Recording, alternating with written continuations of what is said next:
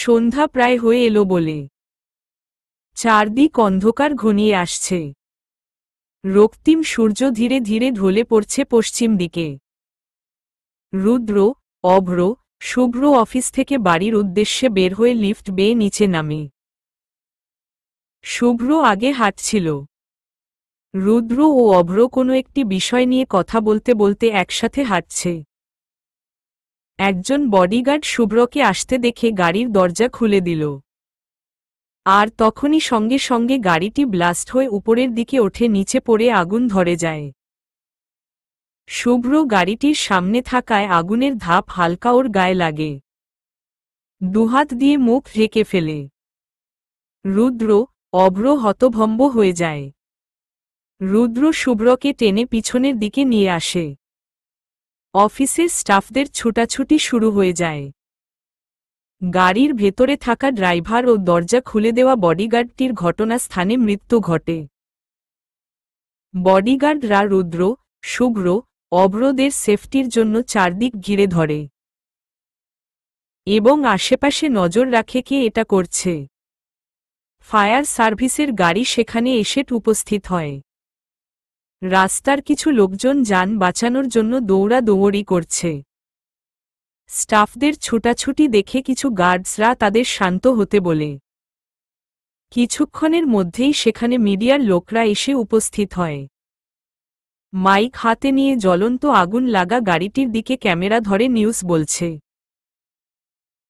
মিডিয়ার লোকরা রুদ্রদের সামনে মাইক ধরে কিভাবে এই ঘটনা ঘটল সেটা জানতে চাইলে বডিগার্ডরা সরিয়ে দিচ্ছে সবাইকে। পুলিশও ঘটনাস্থানে এসে উপস্থিত হয়। বাহিরে আরও দুটি গাড়ি ছিল। সেই গাড়িতে বোম লাগানো আছে কিনা সেটা দেখার জন্য কিছু দক্ষ লোকদের সেখানে আনা হয়। অফিসের ভেতরে আরও 5টি গাড়ি ছিল। সেখান থেকে 3টি গাড়ি বের করে নিয়ে আসে গার্ডসরা। রুদ্র, শুভ্র, অভ্র গাড়িতে ওঠে বসে। মিডিয়ার লোকরা তখনই মাইক ধরে এটা ওটা জিজ্ঞেস করছিল ওদের। পাত্তা না দিয়ে গাড়ি অফিসের ভেতর থেকে বেরিয়ে যায়। কিছুক্ষণ আগের ঘটনা ভাবছে রুদ্র। মিলাতেই পারছে না কে বা কারা ওদের পিছন থেকে এই কাজটা করেছে। হুট করেই রুদ্রের রিমিদের কথা মনে পড়ে। চটজলদি ফোন বের করেই রিমির নাম্বারে কল দেয়। কিন্তু রিমি ফোন ধরছে না। ডায়াল লিস্ট থেকে সাব্বিরের নাম্বারে বের করে কল দেয়। একই অবস্থা, সাব্বিরও ফোন ধরছে না। টেনশনে পড়ে যায় রুদ্র। পিছনের গাড়ি দুটিতে শুভ্র ও অভ্র ছিল। রুদ্র কনফারেন্সে কল দিয়ে ওদের এই কথাটা বলতেই ওরাও ট্রাই করছে ওখানে থাকা সবার ফোনে কল দিয়ে কথা বলার। কিন্তু কারো ফোনই কল ঢুকছে না। হয়তো ব্যস্ত বলছে, নয়তো কল ধরছে না। আলতাফ চৌধুরীর ফোন ছিল বন্ধ। ভীষণ টেনশন হচ্ছে ওদের। এদিকে সারাদিন মৈনর ঘাটে ঘোরাফেরা করে বাসার উদ্দেশ্যে রওনা দেওয়ার কথা ভাবে সাব্বির। রাস্তার এপারে ওদের গাড়ি পার্ক করা ছিল। রিমি, সিমি, নিধি, ফারিন, ঈশা রাস্তা পার হতে যাচ্ছিল। আলতাফ চৌধুরী আগেই গাড়িতে বসেছিল। ফাহিম তার পাশে বসে কথা বলছিল। সাব্বির ওদের থেকে কিছুটা দূরে দাঁড়িয়ে বডিগার্ডদের সাথে কথা বলছে। রিমি, সিমি, নিধি, ফারিন রাস্তা পার হয়ে এপাশে এসে গাড়িতে ওঠে বসে।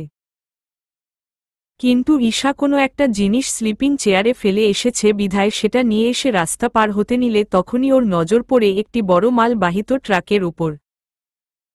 সেই ট্রাকটি ধেয়ে যাচ্ছিল রিমিদের গাড়ির দিকে। ঈশার শরীর ভয়তে কেঁপে ওঠে। ট্রাকটা যদি ওদের গাড়ির সাথে ধাক্কা খায় তাহলে গাড়ি পাশের খাদে পড়ে যাবে। তাতে ওদের মৃত্যু নিশ্চিত। ঈশা ওর সর্বশক্তি দিয়ে সাব্বির বলে চিৎকার দেয়।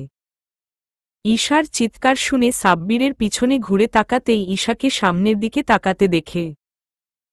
ওকে অনুসরণ করে সামনে তাকাতেই ধেয়ে আসা ট্রাকটিকে দেখতে পায়।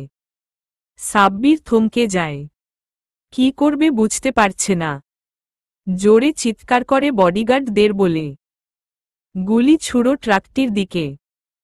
কথাটা বলেই সাব্বির ও বডিগার্ডরা অনবরত গুলি ছুড়ে যাচ্ছে গাড়িটির দিকে।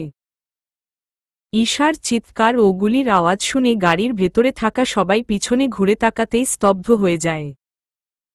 গাড়ি থেকে বের হবে নাকি বসে থাকবে ওদের মাথায় কাজ করছে না। সাব্বির দূর থেকে ট্রাক চালকের মুখে রুমাল বাঁধা দেখে বুঝতে পারে এটা ওদের শত্রুর দলের লোকদের কাজ। গুলি ছুড়তেই থাকে কিন্তু তাতেও ট্রাকটি থামছে না। ধেয়ে আসছে তো আসছেই। সাব্বিরের হাতে থাকা দুটি পিস্তলের গুলি শেষ হয়ে যায়। পকেট থেকে আরেকটি পিস্তল বের করে গুলি ছুড়তে নিলেই আচমকা ওর পাশ কাটিয়ে ফাহিম বিদ্যুতের বেগে দৌড়ে ট্রাকটির কিছুটা সামনে এসে রাস্তার মধ্যে হাঁটু গেড়ে বসে পিস্তলটি ট্রাকটির দিকে ঠিকমতো নিশানা করে টায়ার বরাবর গুলি করে দেয়। আর সঙ্গে সঙ্গে ট্রাকটির চাকা পাংচার হয়ে পাশের বালুর উপরে উল্টে পড়ে। ফাহিমের এমন সাহসিকতা দেখে সবাই আশ্চর্যবোধক দৃষ্টিতে ওর দিকে তাকিতে আছে। সাব্বির তখনই আদেশ দেয় বডিগার্ডদের সেই ট্রাকের কাছে যেতে এবং ট্রাক চালকে ধরে নিয়ে আসতে। গাড়ি থেকে সবাই নেমে পড়ে পরিস্থিতি দেখার জন্য। সেখানে তেমন কোনো লোকজন ছিল না বিধায় ঘটনাটা কারো নজরে পড়েনি।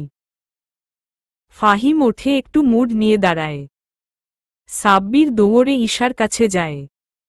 ঈশা ভয়তে থরথর করে কাঁপছে। ঈশাকে ধরে রিমিদের কাছে নিয়ে আসে। সাব্বির ফাহিমের কাছে আসতেই বডিগার্ডরা ট্রাক চালককে ধরে নিয়ে আসে। একজন বডিগার্ড লোকটির রুমাল মুখ থেকে খুলে দুই হাঁটুতে লাথি মেরে নিচে বসিয়ে দেয়। সাব্বির ভালো করেই জানে মুখ খুলবে না, তাই গুলি করতে নিলেই তার আগে ফাহিম গুলি করে দেয় লোকটির মাথা বরাবর। লোকটি মারা যায় সেখানেই। সাব্বির ফাহিমের দিকে কেমন সন্দেহ চোখে তাকায়। এতটা সাহস ওর মধ্যে কি করে আসলো সবটাই সাব্বিরের কাছে অজানা। ফাহিম হেসে হেসে সাব্বিরকে বলে, ভাই মুই ঠিক করছি না হুমম, এখন চলেন বাড়ি যাই। কথাটা বলেই ফাহিম পিস্তলটি ওর পকেটে ঢুকায়। আলতাফ চৌধুরী ফাহিমের মাথায় হাত বুলিয়ে দেয়। আজ ওর জন্যই তারা বেঁচে গেছে। বডিগার্ডদের লাশটি পদ্মা নদীতে ভাসিয়ে দিতে বলে ওরা সবাই গাড়িতে ওঠে বসে রওনা হয় বাসার উদ্দেশ্যে। গাড়িতে বসে সাব্বির ওর ফোন বের করে রুদ্রদের কল দিতে যাবে তখনই দেখে অনেকগুলো মিস কল জমে আছে। ফোন সাইলেন্ট থাকায় শুনতে পারিনি। কল ব্যাক করে সাব্বির। এতবার কল দিয়েছে ফোন ধরিসনি কেন? এক প্রকার ঝাড়ি দিয়ে কথাটা বলে রুদ্র। ভাই একটা অঘটন ঘটেছে, মৃদু স্বরে বলে সাব্বির। রুদ্র উত্তেজিত হয়ে যায়। অস্থির হয়ে বলে, কি অঘটন ঘটেছে? বাকিরা কোথায়? সবাই ঠিক আছে? সবাই ঠিক আছে ভাই, আমি বাড়িতে এসে সব বলবো। এখন রাখি। ওকে, তাড়াতাড়ি বাড়িতে পৌঁছা। জি। টুটুটু। ফোন কেটে দেয়। 3 ঘন্টা লাগে ওদের বাড়িতে পৌঁছাতে। বাড়িতে এসে সবাই স্বস্তি ফিল করে। সবার চোখে মুখে যে ক্লান্ত ও ভয়ের ছাপ ফুটে আছে সেটা বুঝতে পারছে ওরা। ঈশা কিছুক্ষণ রুদ্রকে জড়িয়ে ধরে, তারপর উপরে চলে যায়। বাকিদেরও উপরে গিয়ে ফ্রেশ হতে বলে ওরা। হলো রুমে এখন শুধু আলতাফ চৌধুরী, সাব্বির ও ফাহিম আর রুদ্ররা আছে। মৈনলো ঘাটের ঘটনা ওদের বললে ওরা চিন্তিত হয়ে পড়ে। আর আজকে ওদের সামনে গাড়ি ব্লাস্ট হয়ে যাওয়ার কথাও আলতাফ চৌধুরীকে বলেন।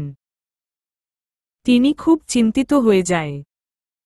তারপর ফাহিমের সাহসিকতার কথা শুনে অভ্র ফাহিমকে জিজ্ঞেস করে, এটা কিভাবে করলি ফাহিম?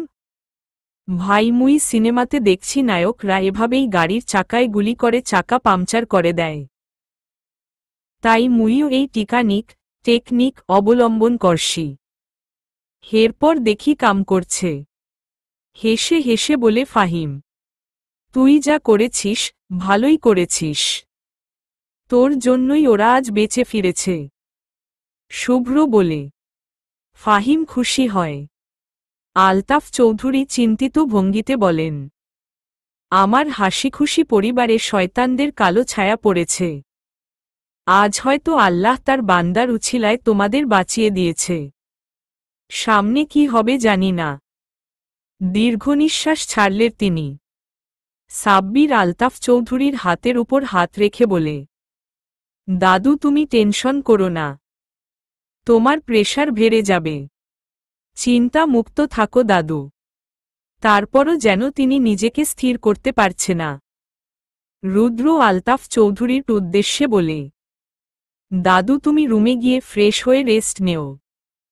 তোমার এখন আরামের দরকার।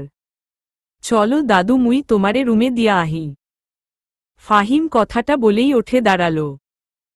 আলতাফ চৌধুরী এক হাতে লাঠি ভর দিয়ে আরেক হাত ফাহিমের কাঁধে রেখে ধীরে পায়ে রুমের দিকে এগিয়ে চলল।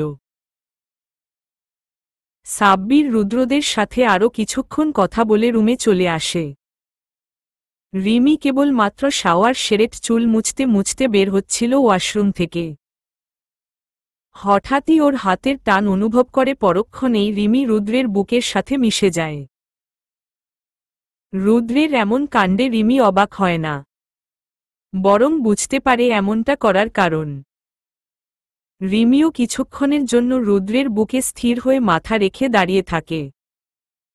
কিছুক্ষণ পর রুদ্র রিমিকে বুকের কাছ থেকে সরিয়ে দুগালে হাত রেখে কপালে চুমু এঁকে দেয়। রিমির কপালে রুদ্রের কপাল ঠেকিয়ে চোখজোড়া বন্ধ করে নরম স্বরে বলে, হারাতে চাই না তোমাকে রিমি, হারাতে চাই না।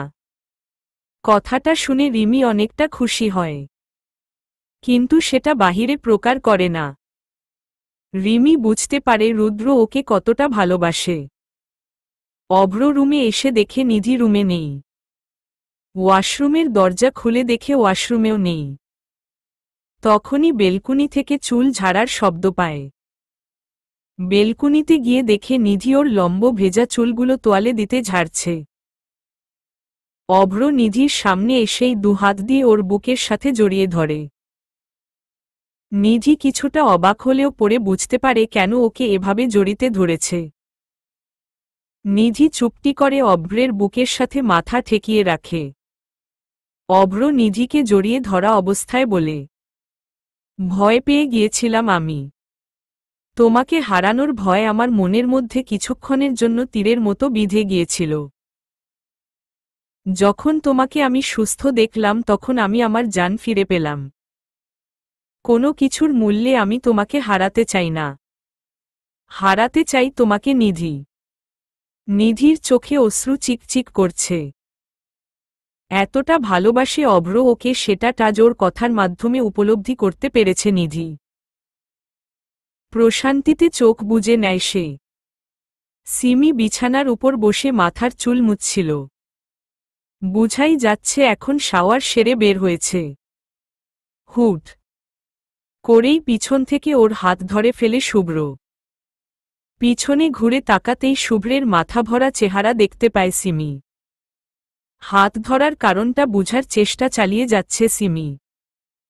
ঠিক তখনই সিমির সামনে এসে দাঁড়ালো অভ্র। হাঁটু মুড়ে ফ্লোরে বসে সিমির কোলে মাথা রাখল। কপালে বাজ পড়ে যায় সিমির। কিছু না বলে চুপচাপ বসে আছে সিমি। শুভ্র সিমির হাত দুটো ওর হাতের মাঝে আবদ্ধ করে রেখে বলে, ছোটকালে মমড্যাড, চাচা চাচ্চুদের হারিয়েছি। তখন নিজেকে একা মনে করলেও দাদু আমাদের পাশে ছিল। একাকিত্ব কাটিয়ে উঠেছি আমরা। কিন্তু এখন আমার জীবনে তোমার আগমন ঘটেছে। সঙ্গী বানিয়ে নিয়েছি তোমাকে। হঠাৎ করেই আমার কাছ থেকে হারিয়ে যেও না। আমি তোমাকে হারাতে চাই না সিমি। চাই না তুমি আমার মমড্যাডের মতো হারিয়ে যাও। সিমি চুপটি করে শুভ্রের কথা শুনছিল। কথাগুলো শুনে সিমির বুঝতে বাকি থাকে না শুভ্র ওকে কতটা ভালোবাসে। সিমির চোখের পাতা ভিজে গেছে, তবুও ঠোঁটে এক চিতলে হাসি ফুটিয়ে তুলে। এই হাসি, এই কান্না, সুখের, প্রশান্তির নিঃশ্বাস টানে সিমি। বিপ্লব তালুকদার চিন্তিত স্বরে কারো সাথে কথা বলছে। অপর পাশ থেকে কেউ রাগে চিল্লিয়ে চিল্লিয়ে কথা বলছিল। লোকটির কণ্ঠে ছিল ক্রোধ। সে ক্রোধান্বিত হয়ে বিপ্লব তালুকদারকে বলে, এই তোমার কাজ? গাধার দলগুলোকে নিয়েছ কাজে? একটা কাজও ঠিকমতো করতে পারল না। এখন চৌধুরী বাড়ির সবার লাশে পরিণত হওয়ার কথা ছিল। কিন্তু কি হল? স্যার, আপনি এত উতলা হবেন না। অন্য কোনো একটা প্ল্যান বের করুন। বোকা কোথাকার! এখন তারা এলার্ট থাকবে। নেক্সট প্ল্যান যা করি না কেন ওরা তো আর আজকের মতো ভুল কাজ করবে না। নিজেরাই সতর্ক হয়ে যাবে। ক্রোধ নিয়ে বলল লোকটি। তাহলে এখন কি করব স্যার? হতাশ কণ্ঠে বলে বিপ্লব তালুকদার। আমি তোমাকে জানাব। এখন ফোন রাখো। আর হ্যাঁ, ওর দিকে ঠিকমতো নজর রেখো। After all, he is my brother. Okay sir, আমি নজর ও যত্ন নিব তার। কথাটা শুনেই ওপাশ থেকে ফোন কেটে দিল। বিপ্লব তালুকদার কিছুক্ষণ বসে ভাবলেন। তারপর রুমে থেকে বেরিয়ে অন্য রুমে প্রবেশ করলেন। 3 গ্যাংস্টার হাউস। ফারিন রুমে পায়চারি করছে। ফাহিমের কথা ভাবছে। যতটা ভীত ওকে দেখায় ততটা ভীত নয় ফাহিম, সেটা আজকে বুঝতে পেরেছে ফারিন। কিন্তু একটা জিনিস ঠিক বুঝতে পারছে না ফারিন। যদি ওর মধ্যে এতটা সাহস থেকে থাকে তাহলে ফারিনকে দেখলে এত ভয় পায় কেন? নাকি ভয় পাওয়ার নাটক করে ওর সাথে? এটার হিসাব মিলাতে পারছে না ফারিন। ফারিন রুমের দরজা খুলে রুম থেকে বের হয়। ওর উদ্দেশ্য ফাহিমের রুমে উকি দিয়ে দেখবে ফাহিম বর্তমানে এখন কি করছে। যেই ভাবা সেই কাজ। ফাহিমের রুমের সামনে এসে আগে ফারিন আশেপাশে তাকিয়ে নিল কেউ আছে নাকি সেটা দেখার জন্য। কাউকে না দেখতে পেয়ে খুব সাবধানে দরজাটা খুলে অল্প একটু ফাঁকা করে দেখে ফাহিম পিস্তল হাতে মুড় নিয়ে সোফায় বসে আছে। দেখে মনে হচ্ছে একটা গুন্ডা। ফারিন ভ্রু কুঁচকে তাকায়। চট করেই ফাহিম সোফা থেকে ওঠে দাঁড়িয়ে কিছুটা ভারী কণ্ঠে বলে, আমার কাছ থেকে পালাতে পারবি না ছেমরি। তোরে আমি দেখছি। কথাটা শুনেই ফারিন নিজের ব্যালেন্স ঠিক রাখতে না পেরে ধপ করে ফ্লোরে উপর হয়ে পড়ে যায়। পড়ে যাওয়ার সঙ্গে সঙ্গে দরজা খুলে যায়। ফাহিম দরজার দিকে তাকিয়ে ফারিনকে দেখে অবাক হয়ে যায়। ফারিন পড়ে যাওয়া অবস্থায় চোখ তুলে ফাহিমের দিকে তাকাতেই ফাহিমকে ওর দিকে অবাক দৃষ্টিতে তাকিয়ে থাকতে দেখে। ফারিন তাড়াতাড়ি করে ওঠে রুম থেকে চলে যেতে নিলে ফাহিম ফারিনের দিকে পিস্তল তাক করে বলে, ওই হ্যান্ডকাপ। হ্যান্ডকাপ দ্বারাও কইতাছি। ফাহিমের হ্যান্ডকাপ কথাটা শুনে ফারিন না দাঁড়িয়ে ওর রুমের দিকে দৌড়। রুমে এসেই দরজা ধারাম করে লাগিয়ে দেয়। ফাহিম পুরাই আহম্মক হয়ে গেছে। পিস্তলের দিকে তাকিয়ে নিজে নিজে বলে, কি হইল? হেতিরে এতবার হ্যান্ডকাপ কইলাম বুট বাট। হেতি দাঁড়াইল না, হাতও উপরে তুলল না। ব্যাপারটা কেমন যেন ঠেকতাছে মোর। নাকি মোর ইংলিশে আবারও ভুল হইছে? পিস্তল থুতনিতে ঠেকিয়ে ভাবতে থাকে ফাহিম। এদিকে ফারিন কিছুক্ষণ দরজার সাথে হেলান দিয়ে দাঁড়িয়ে থাকে। পরক্ষণে বিছানায় শুয়ে জোরে জোরে হাসতে লাগল। হাসতে হাসতে এক পর্যায়ে নিজে নিজে বলে, বোকা কোথাকার! হ্যান্ডস আপ না বলে হ্যান্ডকাপ বলে গাধাটায় হি হি হি বলেই আবারও হাসতে লাগল ফারিন। পরের দিন অফিসে রুদ্ররা একা যায়নি। আলতাফ চৌধুরী, সাব্বির ও ফাহিম সাথে গিয়েছে। বাড়িতে মেয়েরাই একা ছিল। সাব্বির, ফাহিম বডিগার্ডদের নিয়ে অফিসের পুরো কেবিনে সার্চ করে কোথাও বোম লাগানো আছে কিনা। তেমন কোনো কিছু দেখতে না পেয়ে রুদ্রদের কেবিনে ফিরে আসে। বুঝতে পারছি না কে পিছন থেকে আমাদের ক্ষতি করার চেষ্টা করছে। রুদ্র রাগান্বিত কণ্ঠে বলেই চেয়ার ছেড়ে উঠে দাঁড়ায়। বিপ্লব তালুকদারের এত সাহস নেই যে তিনি আমাদের উপর হামলা করবে। তাকে তো আগে থেকেই দুর্বল করে দিয়েছি আমরা। শুভ্র চেয়ারে বসে দুলতে দুলতে বলে, শত্রু দুর্বল হলেও আক্রমণ করার হাল ছেড়ে দেয় না। এটা ভুলে যেও না বিপ্লব তালুকদার তার ছেলের মৃত্যুর বদলা ঠিক নিবেই। আলতাফ চৌধুরী বলেন, কিন্তু দাদু, আমার মনে হচ্ছে বিপ্লব তালুকদারের সাথে অন্য কেউ মিলে আমাদের উপর হামলা করছে। কারণ বিপ্লব তালুকদার একা এই কাজ করা তার পক্ষে সম্ভব নয়। অভ্র হাতে কলম ঘুরাতে ঘুরাতে বলে। আলতাফ চৌধুরী অভ্রের কথাটা শুনে একটু নড়েচড়ে বসল। তারপর বলল, ইনফরমারদের কাছে কোনো কিছু জানতে পারলে? না দাদু, ওরা কোনো খবর দিতে পারছে না। ইনফরমাররা বলছে বিপ্লব তালুকদার একেবারে নরম হয়ে গেছে, এখন আর খারাপ কাজ করে না। সাব্বির বলে, চোখের দেখাই সব দেখা নয়। অনেক সময় আমরা যেটা দেখি যেটা ভুল প্রমাণিত হয়। বিপ্লব তালুকদারের মনের মধ্যে কি আছে একমাত্র সেটা ওই বলতে পারবে। আলতাফ চৌধুরী বলেন, তাহলে কি বিপ্লব তালুকদারের উপর আরও নজর রাখব? সাব্বির প্রশ্ন করে। আরও নয়, কড়া নজর রাখো তার উপর। ওকে দাদু। রিমি, সিমি নিধির রুমে বসে একে অপরের সাথে কথা বলছে। কালকের রাতের বিষয় নিয়ে আলাপ করছে ওরা তিনজন। রাফিথুক্কু রুদ্র সত্যিই আমাকে ভালোবাসে রে, সেটা আমি কালকে বুঝতে পেরেছি। রিমি বলে, অভ্র আমাকে ভালোবাসে। কালকে রাতে ওর কথা শুনে আমার চোখে পানি চলে এসেছে। এতটা ভালোবাসে তারপরও গ্যাংস্টারের বাচ্চাগুলো মুখে প্রকাশ করতে পারে না। ভালোবাসি কথাটা বললে মনে হয় মানসম্মান সব চলে যাবে। মুখ বাঁকিয়ে বলে সিমি, সেই রকমই কিছু মনে কর। গ্যাংস্টার তো তাই ভাব দেখায়। রিমি বলে, এই যে ভাবিরা, আমার ভাইয়াদের নামে বদনাম করছ? ঈশা রুমে ঢুকতে ঢুকতে বলে, জি না, সুনাম করছি। কিছুটা টেনে কথাটা বলল নিধি। সুনাম নাকি দুর্নাম সেটা আমি রুমে ঢুকে শুনেছি। ভালো করেছ শুনেছ, এখন হাতে তালি দেও। রিমি বলে, ভাবি, তোমাদের মনে কোনো ভালোবাসা নেই? আমার ভাইয়াদের প্রতি তো আরও নেই।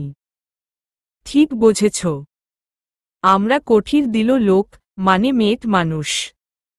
আঙুল তুলে বলে সিমি, একটু তো ভালোবাসো ভাইয়াদের। কি তখন থেকে ভালোবাসো শুরু করেছ? চুপ কর। নিধি কিছুটা ধমক দিয়ে বলে, ভালো কথা বললেই দোষ। বলো কেন? আমি কি রুমে ঠেং রাখতে পারি? ফারিন দরজার সামনে দাঁড়িয়ে বলে, শুধু ঠেং নয়, ঠেঙ্গা নিয়েও ভেতরে আসতে পারিস। নিধি বলে ফারিনের দিকে তাকিয়ে। ফারিন রুমে ঢুকে বলে, ঠেঙ্গা? ঠেঙ্গা কি? আর কতবার যে বলতে হবে? এই ঠেঙ্গার মানে কি? লাঠি চিনো?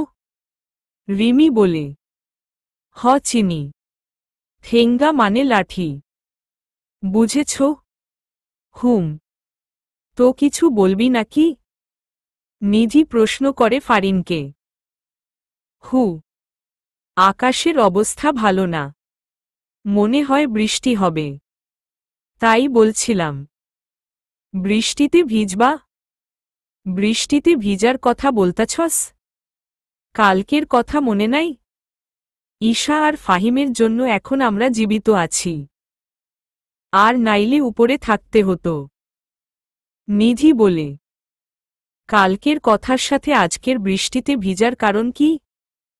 বুঝলাম না। বুঝস নাই? দাঁড়া বুঝাইতাছি।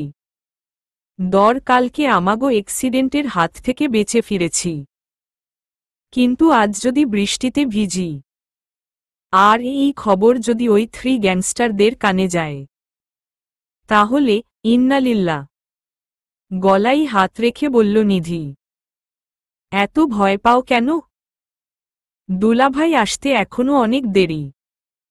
কথা বলতে বলতে ঝুপ ঝুপ করে বৃষ্টি নামতে শুরু করল। সাথে শো শো করে বাতাসও বইছে। এখন কি ওদের ঘরে মন রয়? ঈশা, তুমি থাকো, আমরা বরং বৃষ্টিতে ভিজে আসি। খবরদার তোমার ভাইয়াদের বলবা না, নিধি বলে। ফারিন এক ভ্রু উঁচু করে বলে, এখন ভাইয়াদের কথা মনে নেই নাকি? রাখো তোর ভাইয়া। কিছু বলতে আসলে ঠেঙ্গা দেখাইয়া দিমু, ঠেঙ্গা। বলেই ওদের 3 জনকে আর পায় কে। এক দৌড়ে ছাদে চলে আসে। ঈশা মন খারাপ করে বসে থাকে, কারণ এই অবস্থায় বৃষ্টিতে ভিজা সম্ভব নয়। ফারিন অনেক অনুরোধ করে ঈশাকে, কিন্তু ঈশা না করে দেয়। ফারিনও চলে আসে ছাদে। ছাউনির নিচে দাঁড়িয়ে করুণ চোখে রিমি, নিধি, সিমির দিকে তাকিয়ে আছে। কিছু একটা ভাবছে ফারিন। চোখের পানিগুলো ওদের আগোচরে বারবার মুছে নিচ্ছে। কিছুক্ষণ পরেই রুদ্ররা সবাই অফিস থেকে বাসার উদ্দেশ্যে রওনা দেয়। রাস্তায় বৃষ্টির কবলে পড়তে হয় ওদের। নিধি ফারিনকে খুঁজছে। ওদেরকে বৃষ্টিতে ভিজতে বলে ফারিন উদাও হয়ে গেছে। তেমন একটা পাত্তা দিল না। 2 হাত মেলে দিয়ে বাচ্চাদের মতো লাফাচ্ছে 3 জন।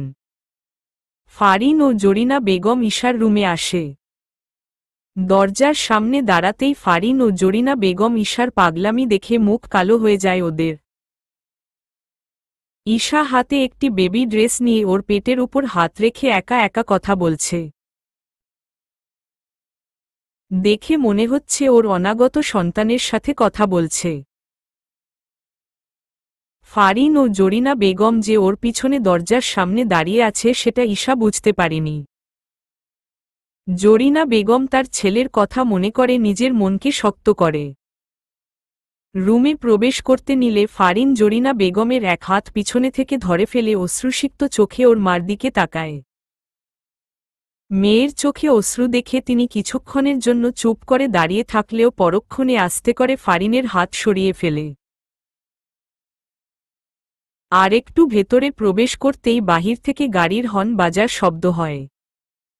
জরিনা ও ফারিন দ্রুত রুম থেকে বেরিয়ে যায়। বুঝতে পারে রুদ্ররা বাড়িতে এসেছে। ঈশা হঠাৎই কারো উপস্থিত টের পেয়ে পিছনে তাকায়, কিন্তু কাউকে দেখতে পেল না। আবারও আগের মতো নিজের কাজে ব্যস্ত হয়ে পড়ল ঈশা। অন্যদিকে রুদ্রদের গাড়ি বাড়ির ভিতরে প্রবেশ করতে দেখে রিমি, সিমি, নিধি ভয়তে এক প্রকার দৌড়ে ওদের রুমে চলে আসে। রুদ্র, অভ্র, শুভ্র, সাব্বির, ফাহিম ও আলতাফ চৌধুরী বাড়ির ভেতরে প্রবেশ করেন। রুদ্র, শুভ্র, অভ্র ওদের রুমে চলে আসে। অভ্র রুমে এসে নিধিকে খুঁজতে শুরু করে, কিন্তু নিধিকে রুমে দেখছে না। ওয়াশরুমের দরজা ধাক্কা দিয়ে বুঝতে পারে নিধি ওয়াশরুমে। রাগ উঠে যায় অভ্র। নিধিকে আগে থেকেই বলা হয়েছিল ও অফিস থেকে আসার আগে যেন গোসল সেরে নেওয়া হয়। তাই এখন নিধিকে ওয়াশরুমে দেখতে পেয়ে রেগে যায় অভ্র। নিধি, নিধি, ওয়াশরুম থেকে বের হও। আগেই বলেছি তোমাকে আমি আসার আগে শাওয়ার করে নিতে। নিধি দরজায় নক করে কড়া গলায় বলে অভ্র। নিধি ভয়তে কাচুমাচু হয়ে দাঁড়িয়ে আছে দেয়ালের সাথে পিঠ ঠেকিয়ে। হুট হাট করে তো বৃষ্টিতে ভিজতে গেছে ঠিকই, কিন্তু ওয়াশরুমের ভেতরে এসে ফেঁসে গেছে নিধি। জামা কাপড় না নিয়েই ওয়াশরুমে ঢুকেছে।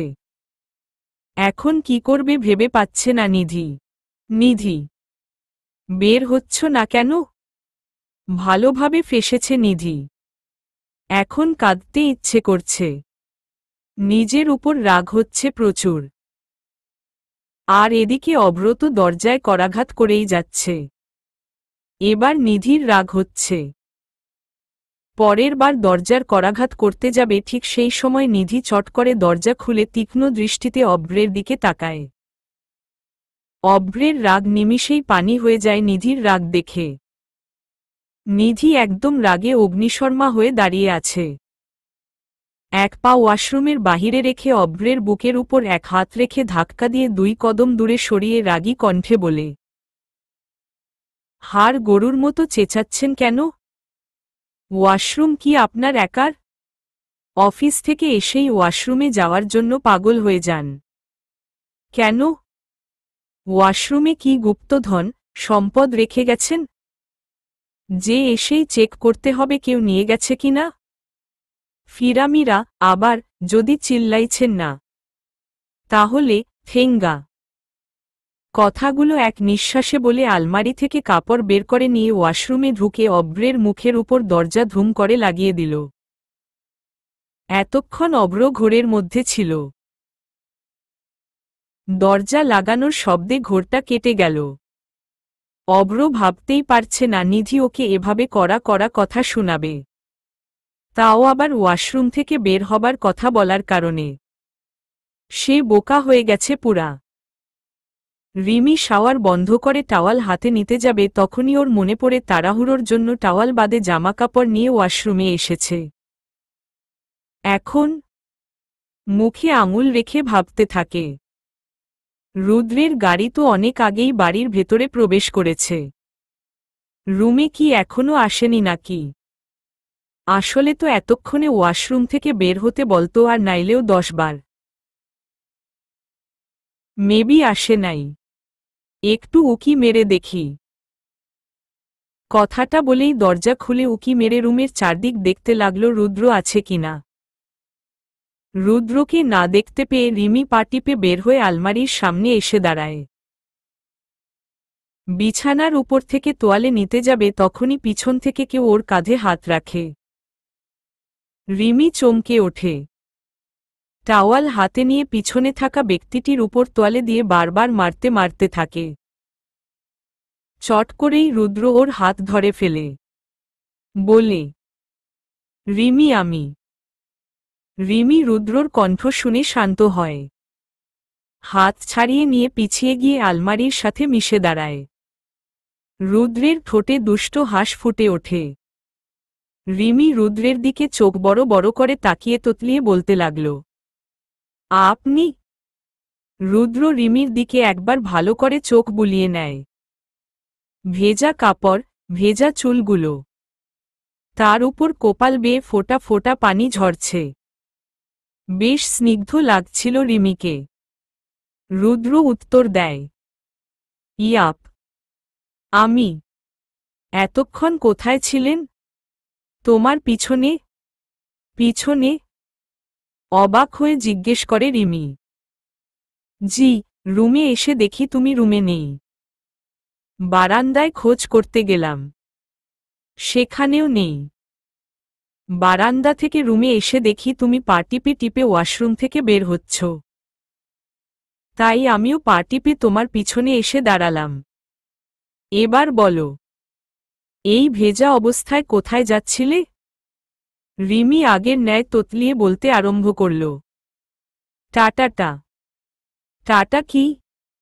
টাটাটা টাওয়াল নিতে এসেছিলাম।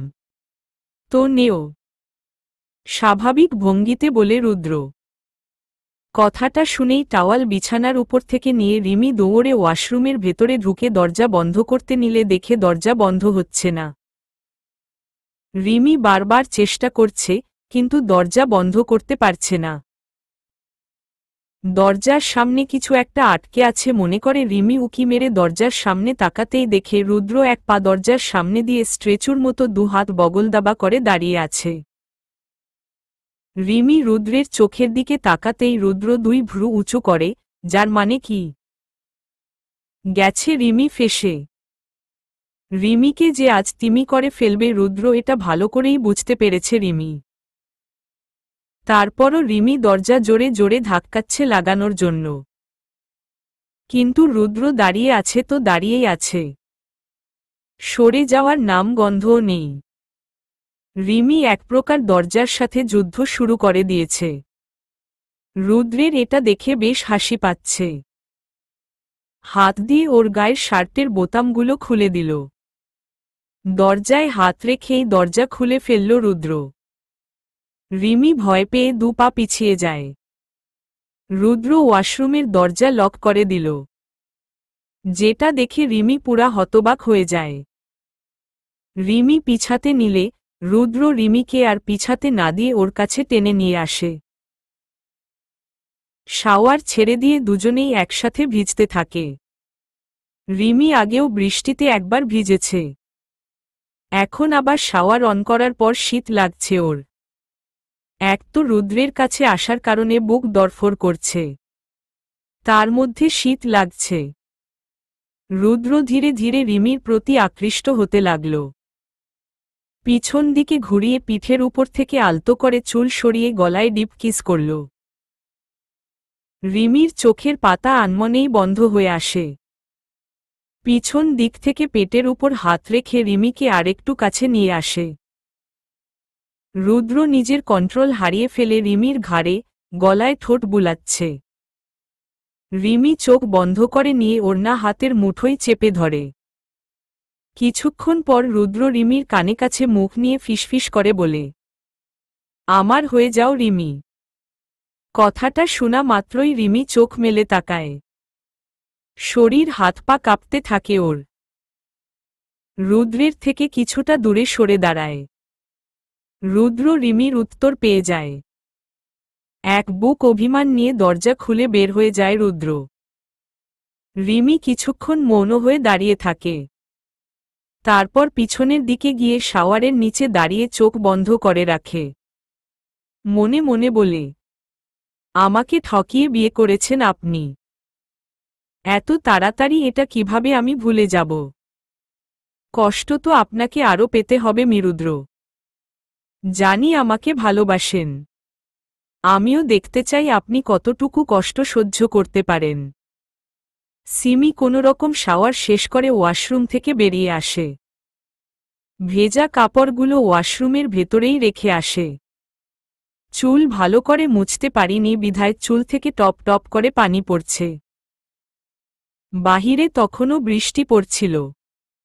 বারান্দার সামনে দাঁড়িয়ে বৃষ্টি দেখছিল আর ভেজা চুল তোয়ালে দিয়ে মুছছিল। তখনই রুমে শুভ্রের আগমন ঘটে। কোট সোফার উপর রেখে সোফায় বসতেই সিমিকে বারান্দার সামনে দাঁড়িয়ে থাকতে দেখে। সিমি থাইগ্লাসের আয়নায় আবছা আবছা শুভ্রকে দেখতে পায়। এতে সিমি বুঝে যায় শুভ্র সোফায় বসে আছে। কিছুক্ষণ পর সিমি আচমকা পিছনে ঘুরতেই শুভ্রের থুতনিতে ওর মাথায় বাড়ি খায়। একটু জোরেই লাগে বাড়িটা। সিমি মাথায় হাত বুলায়। শুভ্র ওর থুতনিতে। সিমি বিরক্তি মুখে বলে, সমস্যা কি? পিছনে এসে দাঁড়িয়েছিলেন কেন? বলতে হবে। ঘাড় হালকা কাত করে বলে শুভ্র। হ্যাঁ, বলেন। কি যেন বলতে তুমি? ও হ্যাঁ, কোমো ক্যা? কিছুক্ষণ ভেবে বলে শুভ্র। সিমি চোখ ছোট ছোট করে কিছুটা রাগী মুড নিয়ে তাকায় শুভ্রের দিকে। এই কোমো ক্যা কথাটা একদিন সিমি পার্কে বসে শুভ্রের অন্য কথার পিঠে বলেছিল, যার কারণে আজকে ওরই কথায় পিঠে ওকেই বলে দিল। Copy. No, no it's my. Don't care ভাব নিয়ে বলে শুভ্র। সিমি শুভ্রের পাশ কাটিয়ে চলে যেতে নিলে হাত ধরে ফেলে। সিমি এবারও বিরক্তি নিয়ে বলে, কি? বাহিরের ওয়েদার দেখো। টুপটাপ বৃষ্টি পড়ছে, সাথে ঠান্ডা বাতাস ফ্রি। রুমে এখন শুধু তুমি আর আমি। একটি রোমাঞ্চকর পরিবেশ ফুটে উঠেছে। ঠোঁটে মৃদু হাসি ফুটিয়ে বলে শুভ্র। নিধি মুচকি হেসে চোখ পিটপিট করে বলে, রোমাঞ্চ পাচ্ছে আপনার? ইয়া। ফট করেই নিধির হাতের তোয়ালে শুভ্রের হাতে ধরিয়ে দিয়ে বলে, আমার তোয়ালে আর আমি একই কথা। আপনি ওর সাথে রোমাঞ্চ করুন। ও আপনাকে কোনো ডিস্টার্ব করবে না। ঠিক আছে। বলেই চলে যেতে নিলে শুভ্র একটি গান ধরে। তুমি বুঝোনি। খবরদার। এই গানটা বলবেন তো আমি আপনাকে আমার দুহাত দিয়ে চটকিয়ে ফেলব। আঙুল তুলে বলে সিমি।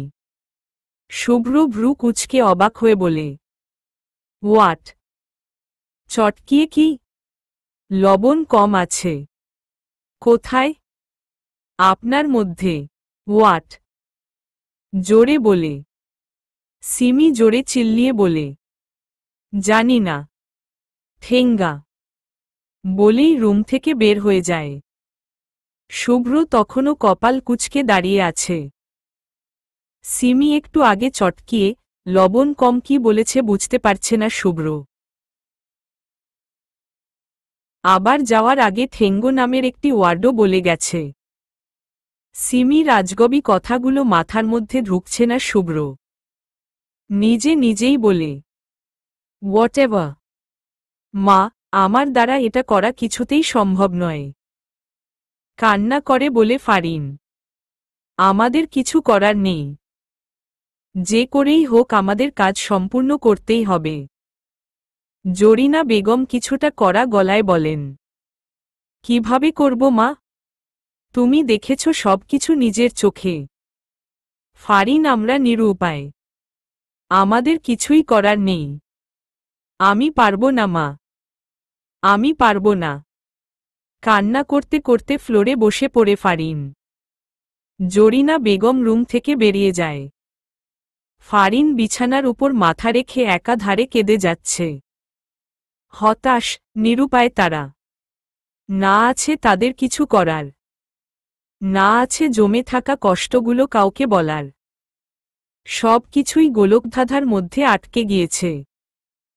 না পারছে বের হতে, না পারছে সহ্য করতে।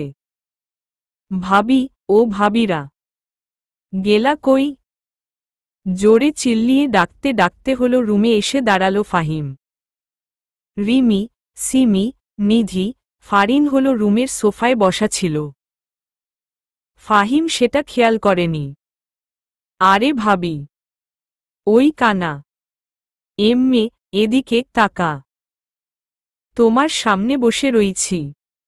আর তুমি চোখে ঠাওর পাও না। রিমি বলে, মুই খেয়াল করি নাই ভাবি।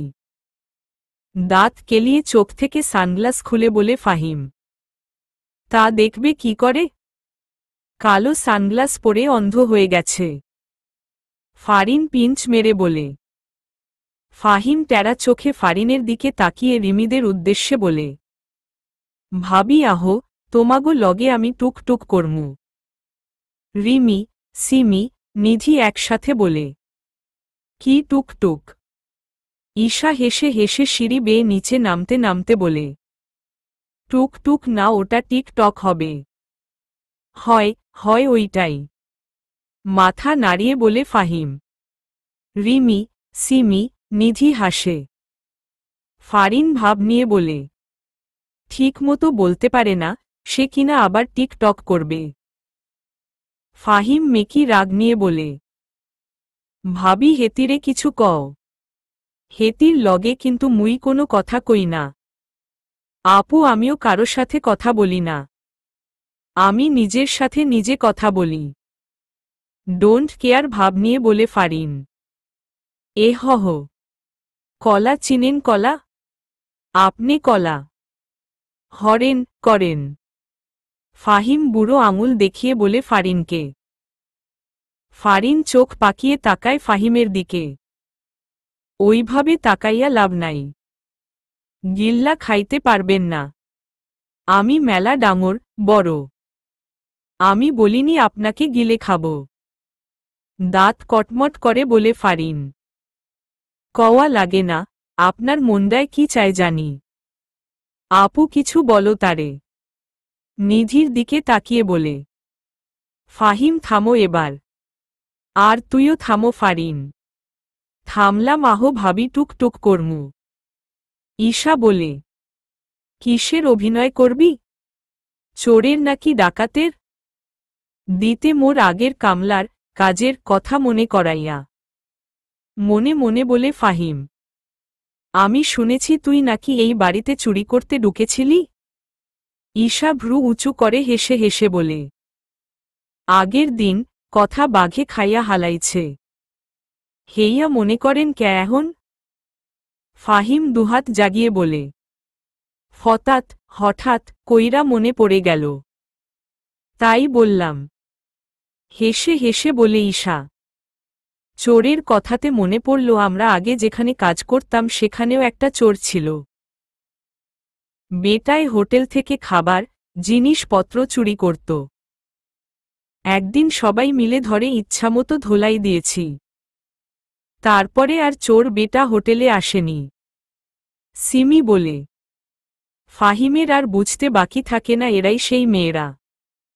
সেদিন ওকে যারা মারার জন্য তাড়া করেছিল। হুট করেই পিছন থেকে সাব্বির বাড়ির ভিতরে প্রবেশ করে বলে, ভাবি ওয়েট, সেই চোরটায় কি চাদর মুড়া দেওয়া ছিল? হ্যাঁ, নিধি বলে। সাব্বির এবার ক্লিয়ার হয়, সেদিনের মাইরোর ভাবিরাই দিয়েছিল। রিমি ভ্রু কুচকে সাব্বিরের দিকে তাকিয়ে বলে, তুমি কিভাবে জানলে? তুমি কি সেখানে ছিলে? তাহলে আসল কথা শুনেন। সাব্বির সবটা ওদের বলল। কথা শেষ করে কিছুটা রাগী কণ্ঠে বলে, ওই শালারে যদি পাইতাম না, যেটার জন্য আমি হুদা জাগায় মায়ের খাইছি, খবর করে ছাড়তাম ওর। ফাহিম শুকনো ঢোক গিলে। রিমি, সিমি, নিধি মুখ টিপে হাসছে। ঈশা ও ফারিন জোরে জোরে হাসছে। সাব্বির ঈশার দিকে তাকিয়ে মনে মনে বলে, রুমে চলো, হাসি বের করব। ফাহিম তো মুখ মলিন করে দাঁড়িয়ে আছে। রিমি হাসি থামিয়ে ফাহিমকে বলে, ফাহিম তোমার টুক টুক করবা না। করতে তো চাইছিলাম, কিন্তু আপনারাই তো চোর নিয়া হাসাহাসি শুরু করছেন। আচ্ছা আর হাসব না, আসো টুক টুক করি। নিধি বলে, আর করছি টুক টুক, আমি যাই। বলেই ফাহিম রুমে চলে আসে। ওরা কিছুটা অবাক হয়। হঠাৎ করে ফাহিমের কি হলো বুঝতে পারছে না। রাতে নিধি রুমে এসে অভ্রকে না দেখতে পেয়ে ওড়না খুলে হাতে নিয়ে গোল গোল গুরুতে লাগল। আর সঙ্গে সঙ্গে ওড়নাটা একটি ফুলের টপের সাথে লেগে ফ্লোরে পড়ে ভেঙে চুরমার হয়ে যায়। নিধি হা করে তাকিয়ে আছে ভাঙা ফুলের টপের দিকে। এটা অভ্রের প্রিয় ফুলের টপ ছিল। নিখাত এখন অভ্র যদি এটা দেখতে পায় তাহলে ওর 13টা বাজিয়ে দিবে। নিধি অভ্রের কথা ভাবতে না ভাবতেই অভ্র রুমে এসে হাজির। নিধির সামনে এসে দাঁড়িয়ে ফ্লোরে ভাঙা ফুলের টপ দেখে অভ্রের রাগ হয়। দাঁতে দাঁত চেপে বলে, এটা কি করলে তুমি? আমার প্রিয় ফুলের টপ ভেঙে ফেললে? নিধির রাগ হয় অভ্রের কথা শুনে। নিধি তো ইচ্ছে করে এটা ভাঙেনি, ওর ওড়নায় লেগে ভেঙে গেছে, তাতে ওর দোষ কি? সিমি অভ্রের দিকে তাকিয়ে কপাল কুঁচকে বলে, আমি এটা ইচ্ছে করে ভাঙিনি, ওড়নায় লেগে পড়ে ভেঙে গেছে। দোষ করে কেউ স্বীকার করে না যে সে দোষ করেছে। তোমার অবস্থাও ঠিক সেই রকম। দোষ? কিসের দোষ? আমি বলেছি না এটা ইচ্ছে করে ভাঙিনি। ইচ্ছে করেই ভেঙেছ তুমি, কিছুটা ধমকের স্বরে বলে অভ্র। নিধির খুব খারাপ লাগে সামান্য একটা ফুলের টপ নিয়ে এত কড়া কথা বলবে অভ্র সেটা জানা ছিল না। দাঁড়িয়ে থেকে কি দেখছ? ভাঙা টুকরোগুলো ওঠাও। নিধি রাগী মুড নিয়ে রুম থেকে বেরিয়ে যায়। আলতাফ চৌধুরীর কাছে যাবে বিচার দিতে অভ্রের নামে। আলতাফ চৌধুরীর রুমে এসে দেখে তিনি রুমে নেই। করিডোরের সামনে দাঁড়িয়ে নিচে উকি মেরে দেখে আলতাফ চৌধুরী ও রিমি, সিমি, ঈশা সহ রুদ্র, শুভ্র সাব্বির একে অপরের সাথে তর্ক করছে। আলতাফ চৌধুরী তাদের থামানোর চেষ্টা করছে। জরিনা বেগম, আলী হোসেন ও ফাহিম পাশে দাঁড়িয়ে ঝগড়া দেখছে। নিধিও নিচে নেমে আসে, সাথে অভ্র। ওদের মতো আলতাফ চৌধুরীর কাছে বিচার দিতে নিলে এক প্রকার ঝগড়া সৃষ্টি হয়। আলতাফ চৌধুরী আর সহ্য করতে পারছে। একসাথে একবারে কথা বললে কিছুই বোঝা যায় না। শেষে বিরক্ত হয়ে জোরে ধমক দিয়ে বলে, থামো, থামো সবাই। এক ধমকেই সবাই চুপ হলো। রুমে নীরবতা নেমে আসে। আলতাফ চৌধুরী বলেন, এক এক করে বলো কি হয়েছে। দাদু, তোমার নাতি ওয়াশরুমে গিয়ে সাবানের উপর পা রেখে চিত হয়ে পড়ে গেছে। এখন এর জন্য আমাকে দায়ী করছে। আমি নাকি সাবান ইচ্ছে করে ফ্লোরে ফেলে রেখেছিলাম। এর জন্য আমাকে অনেক বকাঝকা করেছে। তুমি এখন এর বিচার করো। রিমি নাক টেনে বলে। রুদ্র কিছু বলতে গেলে আলতাফ চৌধুরী বলেন, রুদ্র তুমি থামো। নাতবউ তুমি বলো। সিমির উদ্দেশ্যে বলে। সিমি আঙুল তুলে শুভ্রকে দেখিয়ে দেখিয়ে বলে, দাদু, উনি আমাকে এক কাপ কফি বানিয়ে আনতে বলেছে। আমি কফি বানাতে গিয়ে ভুলে গুঁড়ো দুধের জায়গায় খাবারের সোডা দিয়ে ফেলেছি। তিনি কফি খেয়ে আমাকে ইচ্ছামতো বকা দিয়েছে। এত করে বললাম আমি ভুল করে দিয়ে ফেলেছি, কিন্তু তিনি আমার কথা শুনেইনি। আমাকে এতগুলো বকা দিছে। তুমি ইচ্ছে করে সোডা দিয়েছ সিমি। ক্ষিপ্ত কণ্ঠে বলে শুভ্র। তুমি থামো শুভ্র। ভুলটা তোমার হয়েছে, নাতবউ এর নয়। তুমি বলো নাতবউ। নিধির উদ্দেশ্যে বলে। নিধি ফুলের টপ ভাঙার কথা আলতাফ চৌধুরীকে বলে। অভ্র কিছু বলতে নিলে এবারও থামিয়ে দেয় আলতাফ চৌধুরী। সব শেষে ঈশার কাছে জিজ্ঞেস করা হয় কি হয়েছে। ঈশা কান্নার ভান করে বলে, দাদু, সাব্বির আমাকে সব সময় খেতে বলে। বাসায় যতক্ষণ থাকবে ততক্ষণ শুধু খাও আর খাও। আমার খাবার খেতে ভালো লাগে না, বমি আসে। এই গাধাটাই সেটা বুঝে না। খাবার না খেলেই করুণ হালে বকা শুরু করে দেয় আমাকে। তুমি কিছু বলো ওকে দাদু। একজন আরেকজনের দিকে রাগী চোখে তাকিয়ে আছে। আলতাফ চৌধুরী সেটা বুঝতে পারে। বড় কঠিন অবস্থা দেখছি তোমাদের, কিন্তু তারপরও আমি নাতবুদের সাপোর্ট করব। আলতাফ চৌধুরী কিছুটা গম্ভীর কণ্ঠে বলে, আইলা, দাদু পার্টি বদলাইয়া হালাইছে। মনে মনে বলে ফাহিম, দাদু, তুমি এটা কি বলছ? আমাদের সাপোর্ট না করে ওদের সাপোর্ট টানছ? রুদ্র বলে। রিমি, সিমি, নিধি, ঈশা খুশি হয় ওদের দাদুর কথা শুনে। আলতাফ চৌধুরী বলেন, আমি ওদের সাপোর্টই টানব। আর তোমরা ওদেরকে বিনা কারণে বকা দেওয়ার জন্য আজ থেকে 3 দিন তোমরা একসাথে থাকবে না, অন্য রুমে ঘুমাবে।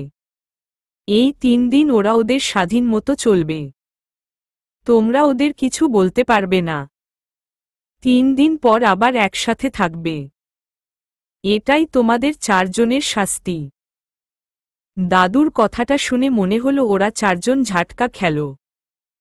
রিমি, সিমি, নিধি, ঈশা সেই লেভেলের খুশি। মুখে ফুটে ওঠে ডাইনি হাসি। ওদের দিকে তাকিয়ে হাসছে। সাব্বির চিল্লিয়ে বলে, না দাদু, তুমি এটা করতে পারো না। ফিল্মি ডায়লগ বন্ধ কর। আমি যেটা বলেছি সেটাই ফাইনাল। আর কোনো কথা হবে না। যাও, যে যার রুমে যায়। আর নাতবউরা, তোমরা চাইলে আমাদের বড় গেস্ট রুমটায় একসাথে থাকতে পারো। রিমি খুশি মুডে বলে, জি দাদু, আমরা ওই রুমেই থাকব এবং ঘুমাব। আলতাফ চৌধুরী কথাটা শুনে তার রুমে চলে গেলেন। রুদ্র, অভ্র, শুভ্র ও সাব্বির রাগে সাপের এত হিস হিস করছে। রিমি, সিমি, নিধি, ঈশা সেটা ভালো করেই বুঝতে পেরেছে। তাই ওদের তিনজনের দিকে তাকিয়ে ডেভিল মার্কা হাসি দিয়ে মুড নিয়ে চলে যায়। ওরাও আর 1 মিনিটও না দাঁড়িয়ে ওদের রুমে চলে আসে। ফাহিমও ওর রুমে চলে যায়। কিছুক্ষণ পর গেস্ট রুম থেকে জোরে মিউজিক বাজার আওয়াজ শোনা যাচ্ছে। মিউজিকের শব্দ অভ্র, রুদ্র, শুভ্র, সাব্বির ওদের রুমে বসেও শুনতে পাচ্ছে। ওদের রাগ বেড়ে যায়। না পারছে কিছু বলতে, না পারছে সহ্য করতে। আর এদিকে গ্যাংস্টারদের কুইনরা ইচ্ছামতো ডান্স করছে। ফারিন ও ঈশা সোফায় বসে দেখছে। আলতাফ চৌধুরীর তার রুমে বসে মিউজিক শুনেও কিছু বলল না। এক দফা ডান্স করার পর হয়রান হয়ে বিছানায় শুয়ে পড়ে। আর নাচবে না বলে বক্স বন্ধ করে বিছানায় ঘুমাতে চলে আসে। ফারিন ওর রুমে চলে আসে। গেট লাগিয়ে দেয় রিমি। অন্য প্রান্তে গ্যাংস্টার 3 জন সহ সাব্বিরের চোখে ঘুমের ঘও নেই। ওদের ঘুম সাথে করে নিয়ে গেছে ওরা 4 জন। বিছানায় শুনে ওপাশ ওপাশ করছে। ঘুম চোখে ধরা দিচ্ছে না। রুদ্র বিছানা থেকে উঠে দাঁড়ায়। ওয়াশরুমে গিয়ে চোখে মুখে পানি দিয়ে আবার এসে বিছানায় শোয়ে। কিছুক্ষণ পর ঘুমিয়ে যায় রুদ্র। সবাই ঘুমে মগ্ন, শুধু ফারিন বাদে। ফারিন বিছানার উপর বসে আছে। এক পাশে ফোন ও অন্য পাশে একটি মাঝারি আকারের ছুরি রাখা। দুহাত দুপাশে রেখে মাথা নিচের দিকে রেখে চুপটি করে বসে আছে। একটু আগেই একটি মেসেজ এসেছে ওর নাম্বারে। লেখা ছিল মেরে ফেলো। কাকে মারতে হবে সেটা ফারিন জানে। এখন কি কবরে বুঝতে পারছে না ফারিন। মুখের উপর 2 হাত রেখে আরও কিছুক্ষণ বসে থাকে। তারপর হাত সরিয়ে ফোঁস করে একটি নিঃশ্বাস টেনে নেয়। ছুরি হাতে নিয়ে উঠে দাঁড়ায়। সাবধানে দরজা খুলে বেরিয়ে যায় রুম থেকে। প্রথমে রুদ্র, তারপর শুভ্র, তারপরে অভ্রের রুমের সামনে এসে ঘুরে যায়।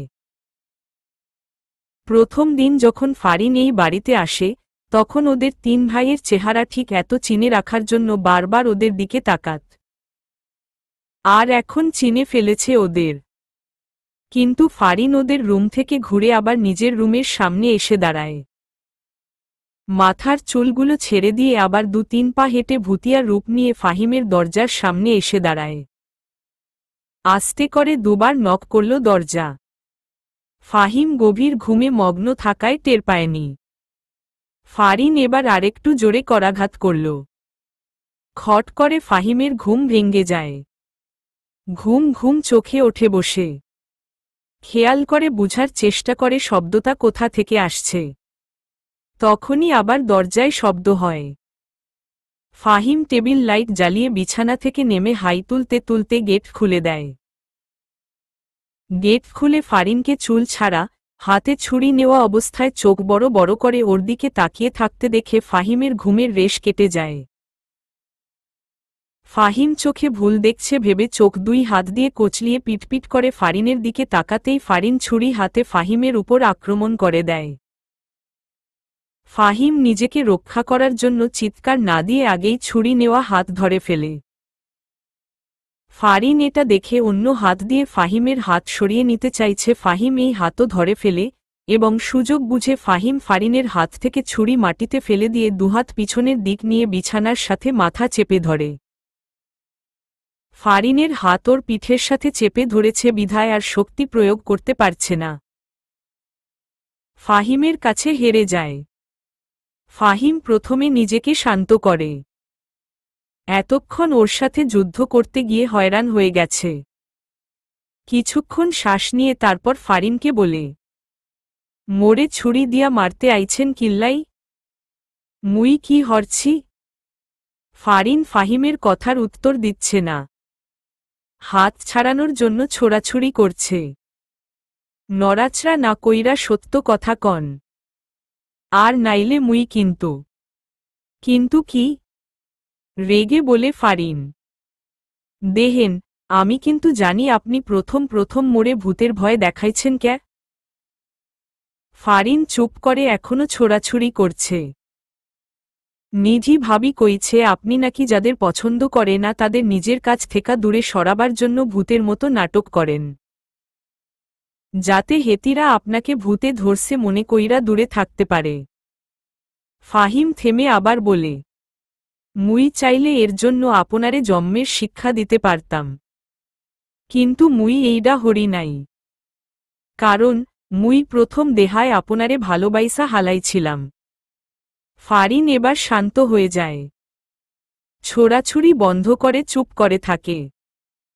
ফাহিম আবারও বলে, মুই যখন বুঝতে পারছি আপনি মোরে পছন্দ করেন না, তারপর থেকা আমি আপনারে জ্বালাই নাই, আপনার থেকা দূরে থাকছি।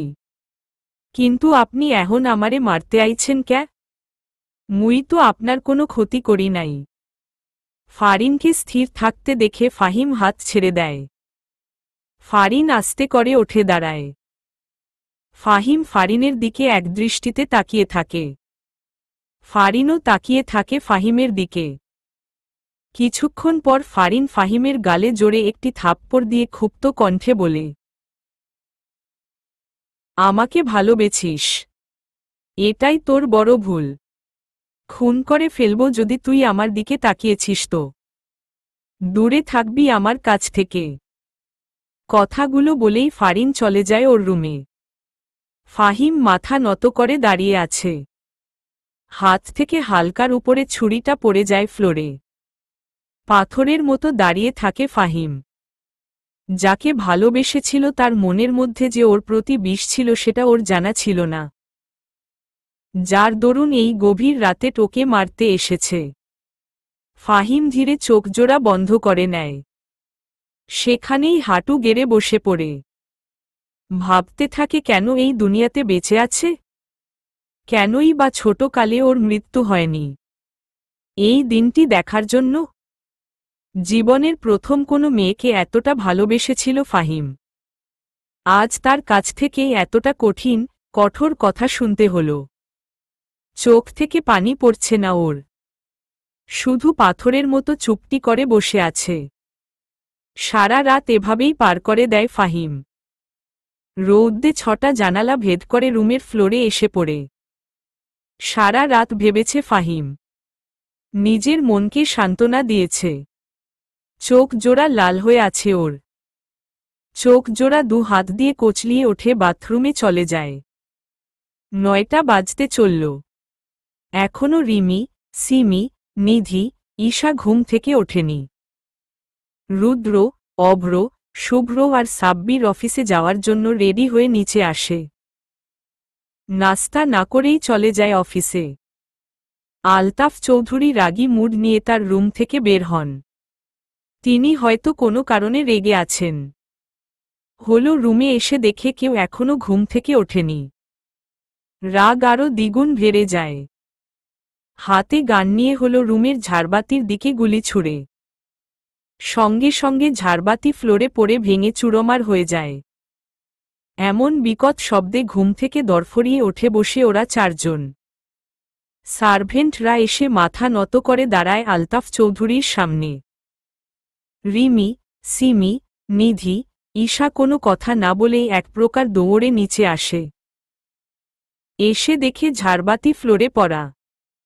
ওদের দাদু সার্ভেন্টদের ইচ্ছা মতো গালাগালি করছে।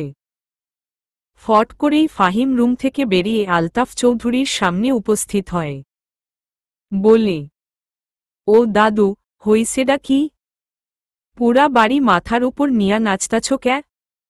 স্টুপিড কোথাকার, কথার মাঝে কথা বলিস। দেখছিস না আমি ওদের সাথে কথা বলতেছি? ধমক দিয়ে বলেন আলতাফ চৌধুরী। হেডায় থুককু সেইটাই তো হইছে ডাকি কবা তো। আজকেও আবার চায় চিনি দিছে ওরা।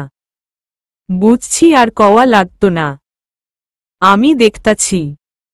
ওই সার্ভেন্ট হবে গাধা। পাশ থেকে রিমি বলে ওঠে। ওই নিধি, সিমি, ঈশা একসাথে বলে। হইল। হ ঠিক, ওই সার্ভিসিংরা। ফাহিম বলে। এবার রিমি, সিমি, নিধি, ঈশা তিনজনই কপালে একসাথে হাত দেয়। কি হইল? তোমাগো কপালে কি একসাথে মশা পড়ছে? ফাহিম কপাল কুঁচকে বলে। তোর ইংলিশ শুনে জ্ঞান হারানোর চেয়ে এখান থেকে চলে যাওয়া ভালো। ঈশা এটা বলেই চলে যায় সেখান থেকে। সেখানের মেয়ে সার্ভেন্টরা মুখ টিপে হাসছে। ফাহিম ওদের হাসি দেখে কিছুটা ধমকের স্বরে বলে, হপ ইটানসন ফায়েস। ওরে রে আমার মাথা ঘুরায় রে, রিমি, নিধি আমারে ধর। মাথায় হাত দিয়ে বলে সিমি। নিধি, রিমি সিমিকে ধরবে কি ওরা হেসেই কুল পাচ্ছে না। মুই কি এবারও ইংলিশ ভুল কইছি? মুখ মনিল করে বলে ফাহিম। সিমি ঝাড়ি দিয়ে বলে, তা নয়তো কি? এ টেনশনকে ইটানসন আর গায়েসকে ফায়েস করে দিয়েছ তুমি। ফাহিম দাঁত কেলিয়ে বলে, ওই। সিমি চিল্লিয়ে বলে, তোরে আজকা জনমের মনে ওই হইল খাওয়াইয়া দিমু খাড়া। বলেই ফাহিমকে দৌড়ানি দিল সিমি। ফাহিমও দৌড়াচ্ছে খিচ্ছা। নিধি আজ ফাহিমকে ধরতে পারলে পিঠে ভাদ্র মাসের তাল ফেলবে এটা শিওর। যার কারণে ফাহিম দৌড়াচ্ছে। সোফার চারদিক গোল গোল করে দৌড়াচ্ছে ওরা দুজন। আলতাফ চৌধুরী আহম্মক হয়ে গেছে। তার সমস্যা সমাধান করতে এসে তিনি হা হয়ে গেছে। রাগ হচ্ছে তার। পরক্ষণে হেসে সেখান থেকে তিনি তার রুমে চলে আসে। রিমি, সিমি হাসতে হাসতে সোফায় বসে পড়েছে। সার্ভেন্টরাও মিটমিটিয়ে হাসছে। Continue to